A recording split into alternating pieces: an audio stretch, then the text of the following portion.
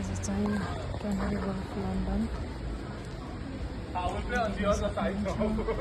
Don't want to run over. यस्तै रमाइलो छ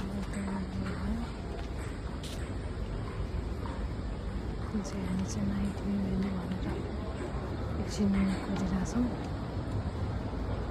टाइम छ धेरै अब